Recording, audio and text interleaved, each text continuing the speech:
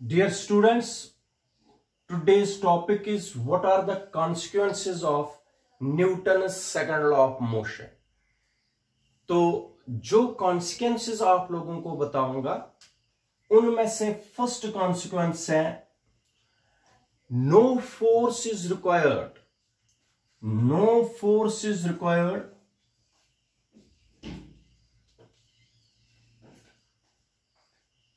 no force is required to move a body, no force is required to move a body in uniform motion।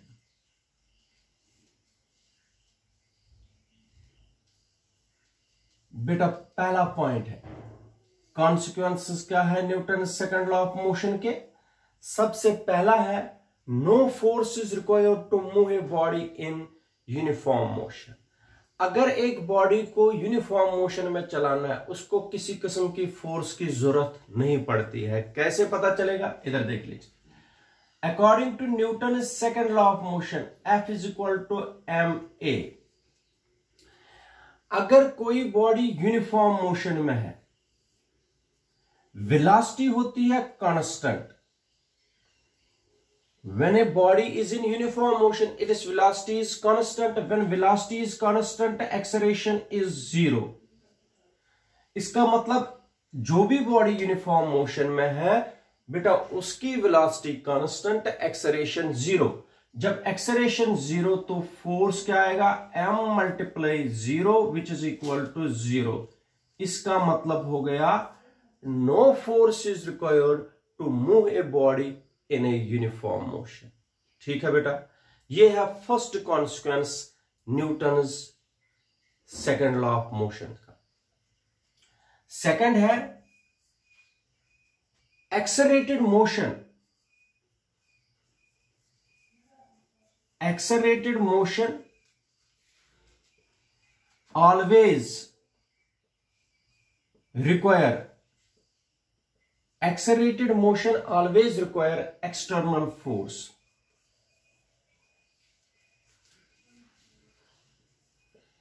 देखो बेटा accelerated motion जो है uniform motion में अगर body है तो कोई फोर्स की जरूरत नहीं है, लेकिन एक्सेलरेटेड मोशन जिसमें एक्सेलरेशन है, acceleration is not equal to zero, उसमें हमेशा आप लोगों को फोर्स लगाना पड़ेगा।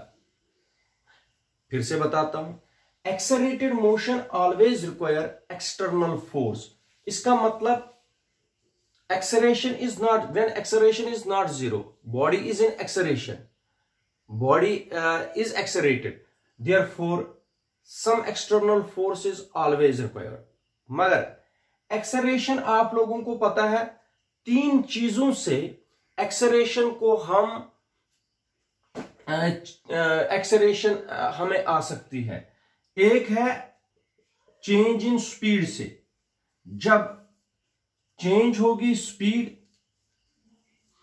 उससे एक्सेलरेशन बेटा हो जाएगी।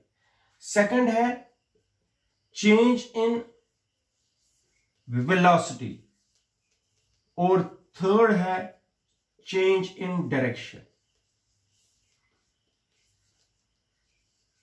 ठीक है बेटा, इन तीन चीजों से स्पीड, वेलोसिटी और डायरेक्शन के चेंज होने से एक्सेलरेशन बनती है, और इन तीन चीजों को अगर मुझे चेंज करना है तो एक्सटर्नल फोर्स रिक्वायर है।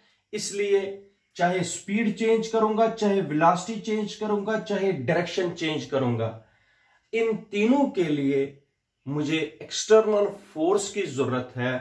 इसलिए इन तीनों से एक्सेलरेशन बनती है और इन तीनों के चेंज होने से एक्सेलरेशन चेंज हो जाएगी, एक्सेलरेशन बॉडी में आएगी, और ये तीनों चेंज होते हैं तब जब हम एक्सटर्नल फोर्स लगाएंगे। याद रखिए, इसलिए second point is external force always required some external force. Third, देखिए बेटा F is equal to m upon m into A. अगर मैं यहां पर आप लोगों को बताऊंगा A is equal to F upon M होगा, इसका मतलब बेटा थर्ड पॉइंट है, greater the mass of the body lesser will be its acceleration, lesser will be the mass of the body and greater will be its acceleration। इसका मतलब हो गया बेटा जो हैवियर बॉडीज होते हैं, हैवियर बॉडीज की एक्सेलरेशन कम होती है, वो उनमें चेंज आ जाती है कम, किसमें, इनर्शिया ऑफ रेस्ट में, इनर्शिया ऑफ मोशन में या इनर्शिया ऑफ डायरेक्शन में।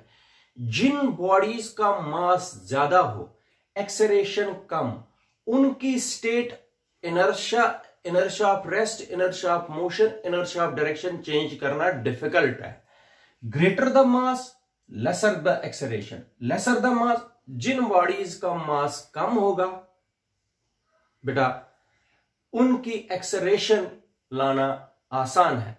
इसलिए मास जो है, मास, शाबाश बेटा ये इंपॉर्टेंट पॉइंट है, mass is the measure of,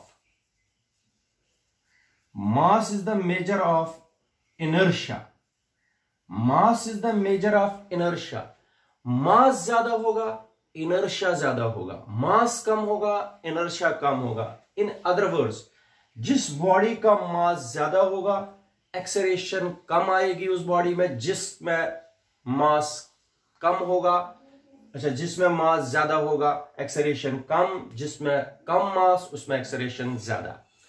और ये जो हम मास इस हिसाब से कैलकुलेट करेंगे, m is equal to F upon A, the mass calculated by using the Newton second law of motion is called, याद रखना बेटा, इट इज कॉल्ड इनर्शियल मास।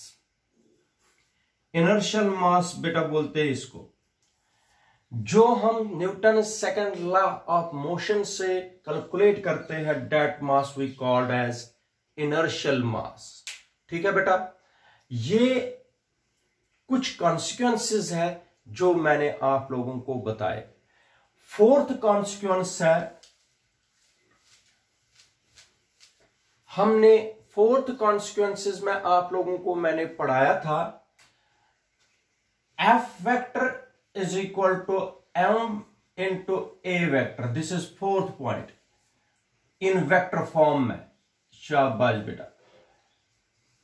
फिर मैंने आप लोगों को इन टर्म्स ऑफ कंपोनेंट्स करवाया था, उसमें हमने किया fx is equal to max, शाबाश, fy is equal to may और fz is equal to maz। इसको बोलते हैं Newton second law in rectangular components. याद रखना बेटा, ये न्यूटन सेकंड लॉ है इन रेक्टेंगुलर कंपोनेंट्स। ये तब यूज होता है बेटा अगर फोर्स बनाएगा कुछ एंगल हॉरिजॉन्टल डायरेक्शन के साथ।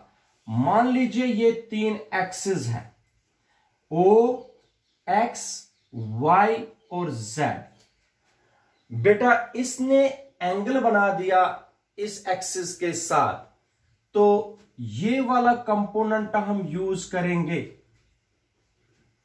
ठीक है बेटा, इसका मतलब इसके कंपोनेंट्स है, ये कंपोनेंट fx है, ये कंपोनेंट fy है और ये कंपोनेंट fz है। तो अगर बॉडी इस पाथ पर चलेगी तो हमें ये वाला कंपोनेंट यूज करना है fx। ये वाले दो कंपोनेंट 90 डिग्री पर है, हमें वो वाला कंपोनेंट यूज करना है जिस डायरेक्शन में बॉडी चलेगी, जिस डायरेक्शन के साथ एंगल बनता है। ठीक है बेटा, ये है, इनको बोलते हैं consequences of Newton second law of motion. याद रखिए बेटा, ये क्वेश्चन सीबीएसई पैटर्न में पूछा जा सकता है। ठीक है बेटा, थैंक यू।